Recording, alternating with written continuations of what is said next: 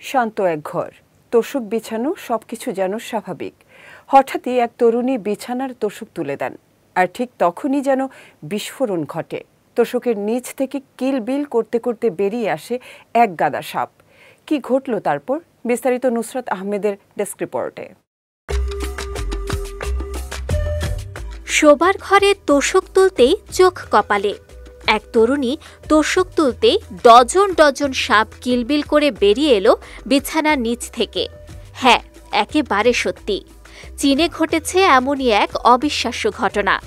তবে তরুণী একটুও না কেঁপে বিছানা গুছিয়ে দিলেন সাপদের ঘুমানোর জন্য।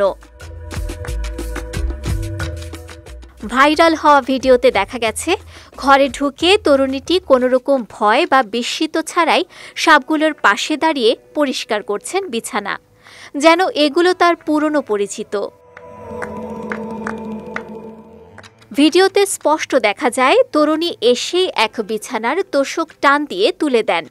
সঙ্গে সঙ্গে বেরিয়ে আসে অনেকগুলো সাপ। হিস হিসে কিলবিলানো প্রাণগুলো ঘরের চারদিকে ছড়িয়ে পড়ে, অথচ তরুণীর মুখে এক ফোঁটা ভয় নেই। নিখুঁতভাবে বিছানার খোপ থেকে ময়লা তুলে পরিষ্কার করছেন, যেন সাপদের থাকার জন্য আরামদায়ক পরিবেশ সৃষ্টি হয়। এই দৃশ্য দেখে নেট দুনিয়ায় চাঞ্চল্য ছড়িয়েছে। কেউ বলছে এমনটাও কি সম্ভব, আবার কেউ হেসে লিখেছেন সাপের বেবিসিটার।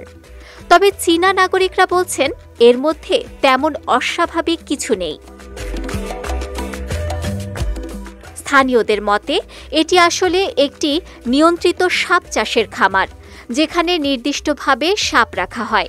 বিছানার নিচের খোপগুলো মূলত সেই সাপদের বাসস্থান, এবং সাপগুলোও নাকি সম্পূর্ণ নির্বিষ।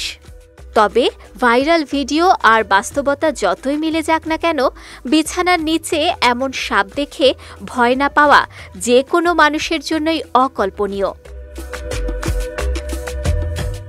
নুসরাত আহমেদ, বিজয় টিভি নিউজ ডেস্ক।